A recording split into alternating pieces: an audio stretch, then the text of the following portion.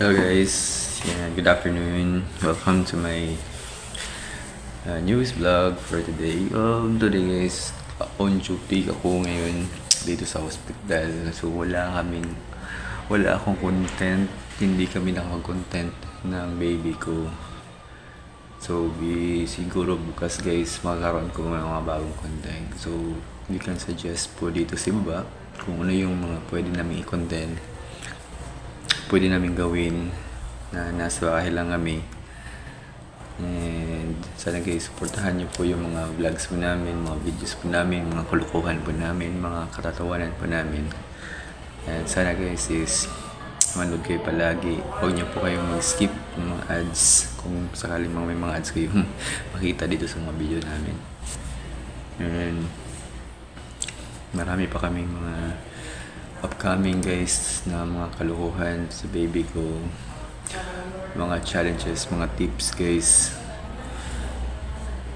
lahat po gagawin namin guys para sa pamilya ko po.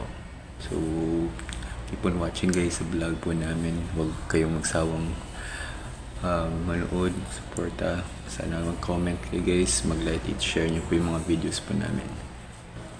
Tapos sa mga small content creator dyan, sikapin nyo lang mag-upload ng mga videos araw-araw. Marami ding manonood, mag-subscribe, mag-like, mag-share ng mga videos po nyo. Huwag kayong mawalan ng pag-asa guys. Tiis-tiis lang talaga. Kasi dito sa YouTube, hindi talaga mamamonetize kagad. As long as hindi ka sikat, yung mga baguhan pa lang, dapat sikapin nyo mag-upload palagi.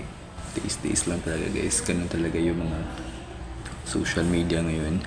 Hindi ka kaagad monetize, hindi ka kaagad trending once po na baguhan ka lang. So dapat talaga consistency is the key talaga dito guys.